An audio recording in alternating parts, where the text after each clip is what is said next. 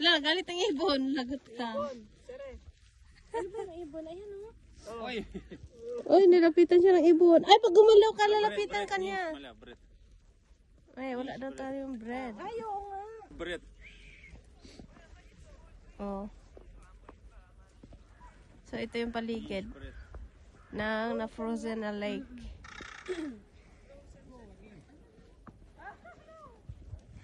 Heavy. 10 kilo. Grabe yung mga ibon. Ayan sila, oh. Hindi sila nilalamig. Oh. Buhay. Wala na na snow. Nasa frozen lake sila. Ah, Day. Oh. Frozen na talaga. Tubig na siya, oh. Oh, tinesting nila kung na-frozen. Uy, baka mahulog kayo dyan. Ano, frozen? Frozen. Oh. Try mo. Ba? Go? Ayaw naman ng isa kasi mahuhulog siya. Natin. Strong. Frozen. Baka mahulog ako. Hindi. Tubig na talaga siya. Frozen nga daw yung tubig. Try ko nga. So, yung asawa ko. Baka hindi ako kayanin yan. Akin na. So, wala na kayo makita kasi napakalawak na lake yan. Oh. Puro tubig yan. Ayan ang mga ibon. Oh. So, ayan ang aking asawa. Jane, sa lake.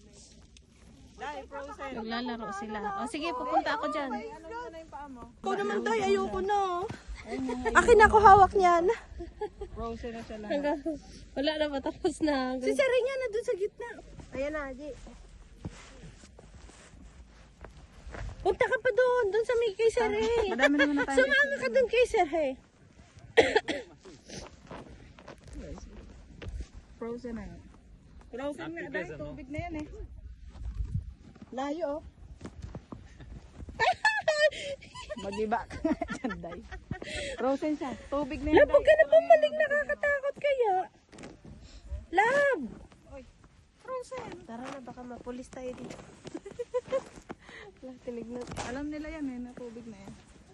Let's go na. Kaya, sabi ni Jane, saan daw yan? Ayaw na umalis si Sari dyan eh, oh. Да, так bread, bread. Bread daw nga daw dapat. Onions bread. Dahil lakihan mo nga to. Ay, paano ba yung malaki?